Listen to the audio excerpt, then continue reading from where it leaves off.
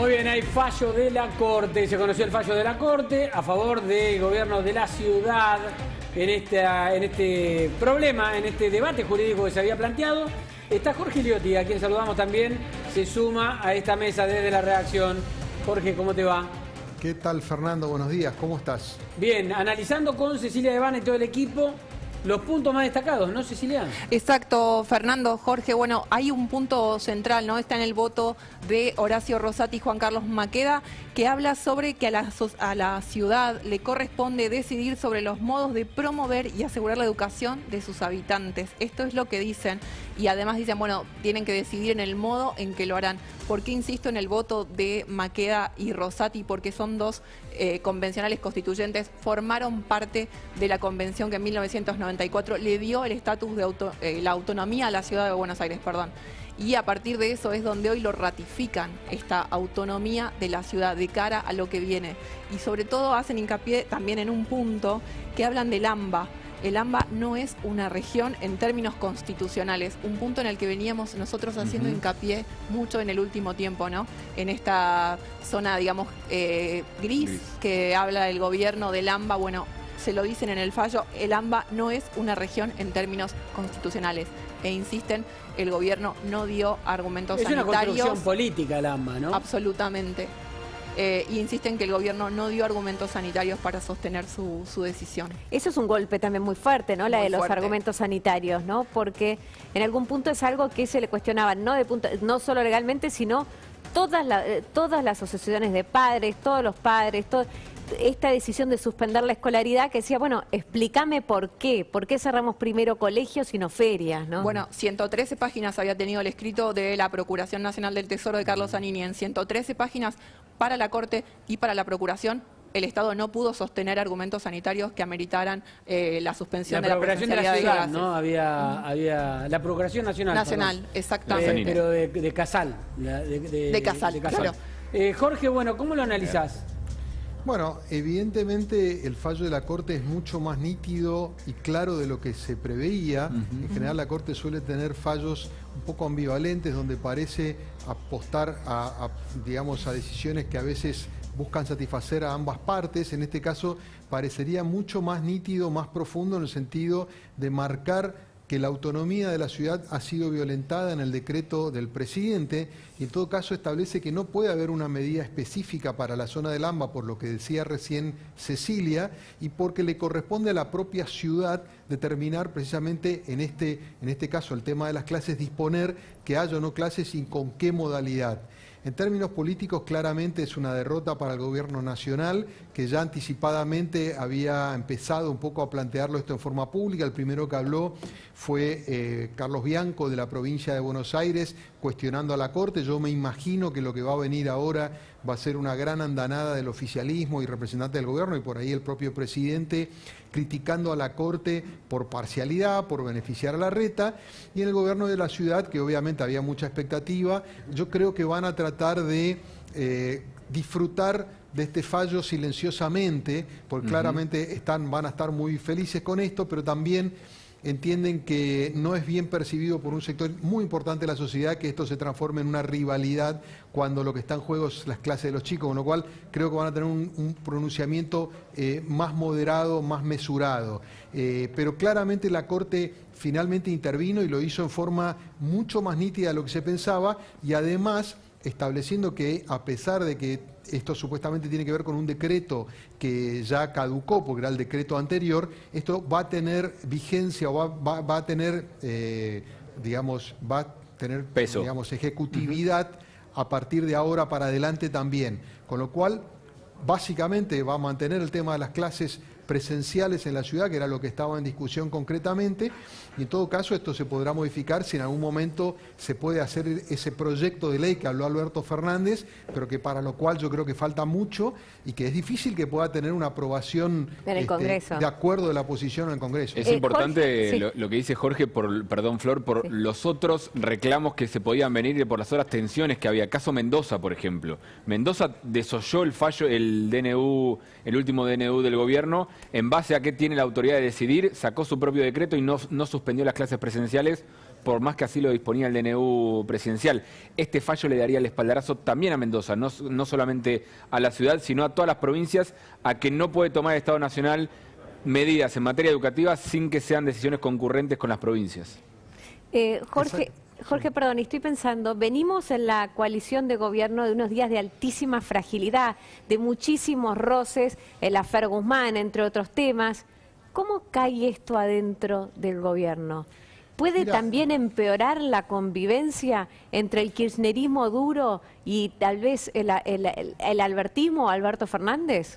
Mira, yo creo, Florencia, que este tema los abroquela, así como el tema Guzmán los divide, los fractura. Esto creo que, si bien es una mala noticia para el gobierno nacional en términos de la disputa con la ciudad, en este aspecto los aglutina y los unifica. Por eso yo creo que vamos a ver una línea discursiva bastante similar en la provincia, en el kirchnerismo, en el albertismo.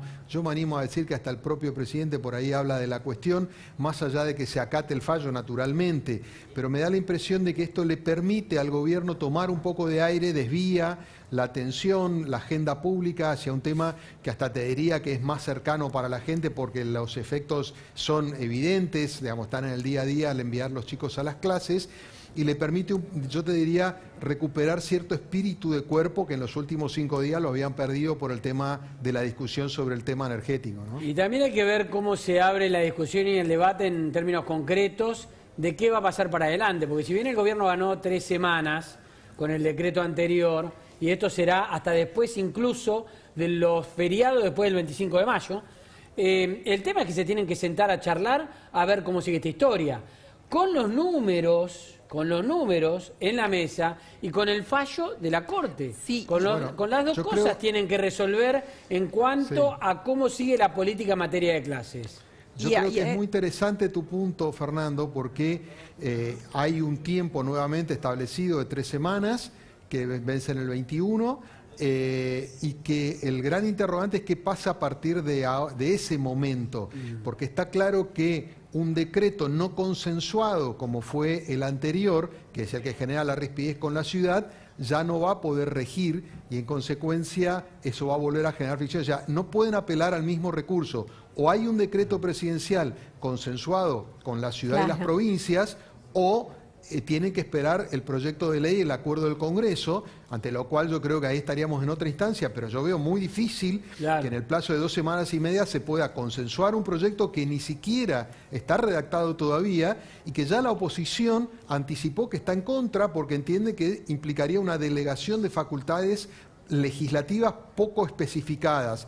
Entonces, me da la impresión de que lo que la Corte está forzando es a volver a lograr un criterio de acuerdo entre la nación, las provincias y a la ciudad, a la que le reconoce en esta cuestión las mismas facultades que una provincia. ¿Ceci? Sí, en ese sentido también es interesante para analizar que la próxima semana Ciudad y Nación se vuelven a ver las caras en la Corte, en este caso por lo que tiene que ver con la coparticipación, ¿no? Que por la quita de la coparticipación, que sin lugar a dudas es el otro gran problema que tensa la relación entre ambos gobiernos, ¿no? Ahora, fíjate, Cecilia, que justo en ese tema la Corte hizo lo que suele hacer, que es generar ámbitos de coordinación o de articulación, porque siempre de alguna manera prevalece esta idea de que la Corte, y ya lo ha transmitido muchas veces, no quiere inmiscuirse en temas que entiende que la política debe resolver por sí misma. En ese caso, crea un ámbito para decir la política debe resolverlo, júntense nación y ciudad para ver cómo redistribuyen el tema de la coparticipación. En este caso no hizo eso, yo creo que en gran medida porque los 2 constituyentes que integran la Corte sentían que en esta cuestión estaba afectado el espíritu de la reforma constitucional del 94 y sí decidieron marcar una línea mucho más clara y nítida, ¿no? Y Jorge, en ese sentido ya hay reacciones desde parte del gobierno porteño, ¿sí? Desde donde hablan y dicen somos cautos y consideramos importante la celeridad en el proceso judicial para darle certezas a las familias ante tanta angustia. Las clases siguen con la misma modalidad de hoy, ya que las medidas que se tomaron el viernes obedecen a criterios estrictamente sanitarios para colaborar en reducir lo máximo posible la circulación, y así lo vamos a sostener por estos 15-21 días, aclaran en la ciudad. y dicen, tenemos que seguir trabajando coordinada y conjuntamente con el gobierno nacional y con la provincia de Buenos Aires, enfrentando la pandemia y cualquier tema vinculado a mejorar la vida de la gente. En esta línea, claramente, la ciudad debe salir a celebrar de manera cauta el fallo, porque saben que tienen que volver a sentarse en la mesa de negociación para cada una de las prórrogas de los DNU. Totalmente, Gabriel, y aparte porque hay una cuestión objetiva que es la pandemia es de una profundidad y una gravedad tan atípica que yo creo que si festejan un fallo que tiene una vigencia acotada sería un exceso de triunfalismo. Claro. Hay un problema de fondo y la ciudad lo entiende. Fíjate que en las últimas medidas trataron de demostrar alguna señal de retroceso con el tema del esquema bimodal para la secundaria. Tampoco la ciudad tiene tan claro cómo continúa, qué pasa con la cantidad de contagios, con el tema de las muertes. Entonces no puede aferrarse a la bandera de la presencialidad ciegamente, sino parece que tiene que tener una mirada más amplia y una perspectiva respecto de que la pandemia va a continuar y vamos a suponer un escenario absolutamente contrafáctico o, digamos, anómalo en el sentido de que vamos a suponer que para el 21 los casos sigan aumentando y la ciudad propiamente tenga que resolver que no se puede seguir con la presencialidad. No pueden aparecer festejando este fallo si después no saben qué medidas van a tener que tomar después. Jorge, atención con el tema de esta modalidad habitual que tiene la Corte de hacer fallos salomónicos, vale decir, dejar en un fallo convencidos o conformes en cierta medida a uno y a otro, que no haya cambiado esta modalidad para que lo salomónico sea que todo un fallo sea para uno y todo un fallo sea para el otro, porque estamos, como decíamos antes, a punto de que se tenga que resolver también lo de la plata que le quitaron a la ciudad, ¿no? Bueno, ahí en principio la Corte resolvió generar una instancia de diálogo. Yo creo que en la Corte está más cauta respecto de meterse en la discusión por la distribución de las partidas. Ha generado ese espacio y ahí yo te diría que es la Corte típica, clásica, que busca despolitizarse en algún sentido. Claro.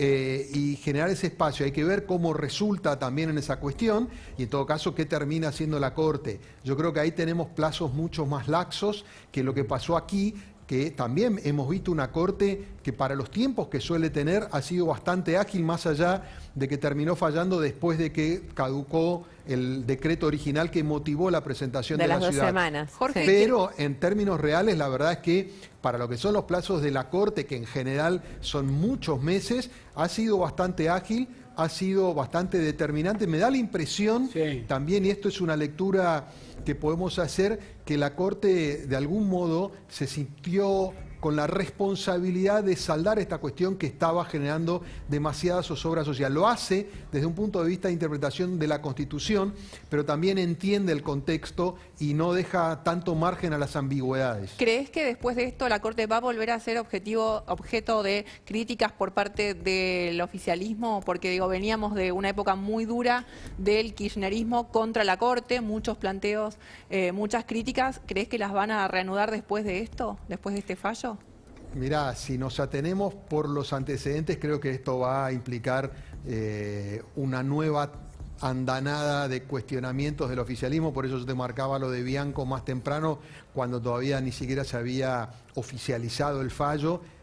Tiendo a pensar que lo que va a venir es un cuestionamiento muy, muy duro, porque ya lo viene haciendo. Esto se ha revigorizado a partir de la asunción del nuevo ministro de Justicia, quien ha sido mucho más explícito que Marcela Lozardo, que era más cauta, con lo cual yo imagino que ahora lo que va a venir es una crítica muy, muy dura contra la Corte del oficialismo. Todo me hace prever que va a ser así, ¿no? Jorge, también me quedé pensando con respecto vos decías, bueno, esto va a broquelar al oficialismo. ¿Qué va a pasar con los gobernadores también? Porque en esto jugaron con una suerte de sí y no al mismo tiempo, ¿no? Salían en respaldo al principio del DNU, pero después jugaban la suya o hacían la suya, o por debajo en off the record decíamos, no estamos contentos con esto que salió en el DNU del tema pandemia.